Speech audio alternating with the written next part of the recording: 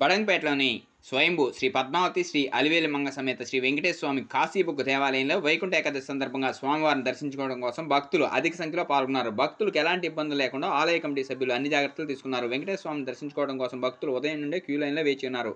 ఆలయ ప్రాముఖ్యత గురించి దేవాలయ వంశం పారంపర్య ధర్మకర్తలు, ఆలయ అర్చకులు, చక్రవర్తులు ఆలయ ప్రాముఖ్యత గురించి దేవాలయ వంశం పారంపర్య ధర్మకర్తలు, ఆలయ అర్చకులు, చక్రవర్తుల మధుసూదనాచార్యులు మరియు తిరుమల తిరుపతి దేవస్థానం వేద పండితులు జొన్నలగడ్డ విశ్వనాథ శాస్త్రి మాట్లాడుతూ, ఉత్తర ద్వార దర్శనం ద్వారా స్వామివారి అర్చనలు, అభిషేకాలు, స్వామివారికి కావాల్సిన అన్ని అర్చనలు చేస్తూ వచ్చిన భక్తులకు ప్రత్యేక ఏర్పాట్లు చేసి దర్శనం కల్పిస్తున్నామని తెలిపారు.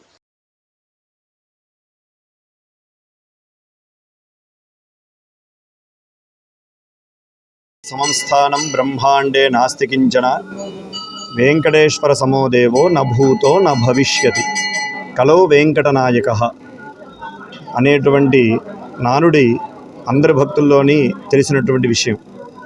కాబట్టి ప్రధానంగా మనం ఈరోజు ఉత్తర ద్వార దర్శనంగా స్వామివారిని చక్కగా దర్శనం చేసుకుంటూ భక్తులు, అలాగే ఈ యొక్క దేవాలయంకి ఉన్నటువంటి విశేషత చాలా ప్రాముఖ్యతగా ఉంది. ఎందుకు అంటే స్వయంభూగా వెలిసినటువంటి క్షేత్రము, అలాగే అమ్మవారులతో సహా పద్మావతి అలివేలుమంగ సమేతంగా స్వయంభూగా వెలిసినటువంటి క్షేత్రము, అలాగే స్వామివారి యొక్క అభయహస్తం దగ్గర శివలింగం ఉండడం కూడా చాలా విశేషము. అందునే ఈ యొక్క ప్రాంతాన్ని కాశీ బుగ్గగా కూడా పిలుస్తూ ఉంటారు.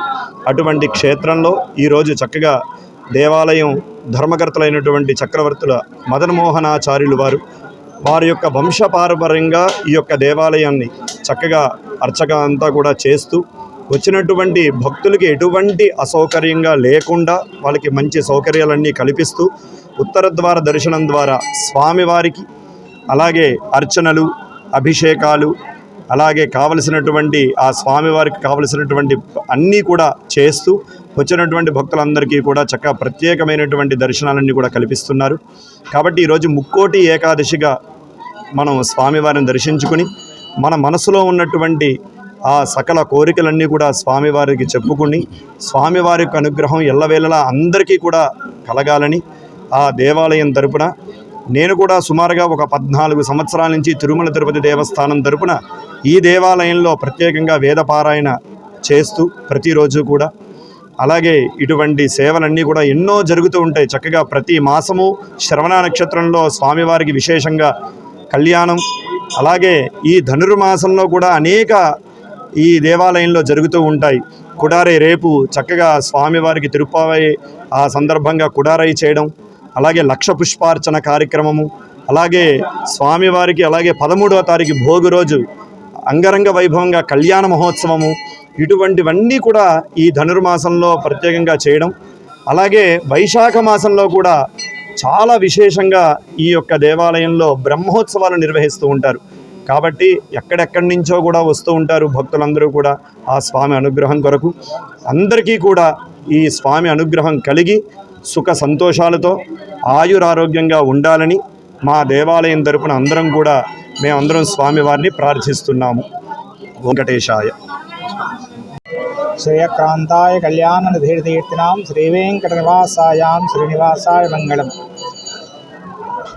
ఈ దేవాలయము, నా పేరు మదన్మోహనాచార్యులు, వంశపారపర ధర్మకర్తలము. మాది స్వామి సేవలో 6వ తరం. వంశపారపరంగా ఈ దేవాలయ నిర్వహణ, ధర్మకర్తల బాధ్యతలు మేము నిర్వర్తిస్తూ వస్తున్నాము. ఇది 600 సంవత్సరాల పూర్వ దేవాలయం.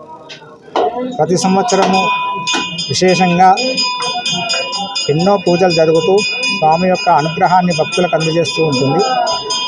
ముఖ్యంగా ఈరోజు ముక్కోటి ఏకాదశి వైకుంఠ ద్వార దర్శనం ద్వారా దాదాపు 10,000 పైన భక్తులు ఇప్పటి వరకు దర్శనం చేసుకున్నారు. ఇంకా కూడా ఎక్కువ దర్శనం చేసుకునే అవకాశం ఉంది. ఈ యొక్క దేవాలయ విశిష్టత చెప్పాలంటే, ఇది వైశాఖ మాసంలో బ్రహ్మోత్సవాలు జరపబడతాయి. అదేవిధంగా ప్రతి నెల శ్రవణ నక్షత్రం రోజు స్వామివారి కళ్యాణం ఉంటుంది. ఈ ధనుర్మాసంలో 13వ తారీఖు కూడా గోదామ్మవారి కళ్యాణం ఉంటుంది. అదేవిధంగా ప్రతి సంవత్సరము ఆళ్వార్ల తిరునక్షత్రాలు మరియు స్వామివారి తిరునక్షత్రాలు విశేష పూజలు జరుగుతూ ఉంటాయి. దూరం నుంచి కూడా భక్తులు ఎంతో ఉత్సాహంగా స్వామివారి అనుగ్రహం కోసం వస్తూ ఉంటారు. భక్తుల ద్వారా ఈ దినదిన అభివృద్ధి చెందుతూ ఉంటుంది ఈ దేవాలయం ఇప్పటి వరకు.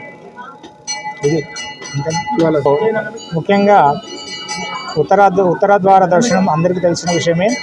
ఉత్తర ద్వారం నుంచి చాలామంది భక్తులు స్వామివారిని అమ్మవారిని దర్శించుకుంటూ వస్తుంటారు. అదేవిధంగా విశేషమైనటువంటి పూజలు కూడా ఉదయం జరపబడినవి. తర్వాత ధనుర్మాస తిరుప్పావై కార్యక్రమం ధనుర్మాసంలో విశేషంగా ఉంటుంది. ప్రతి ఒక్కరికి భక్తులకు కూడా ఎటువంటి అసౌకర్యం కలగకుండా అన్ని విధాలుగా ఏర్పాటు చేయడం జరిగింది.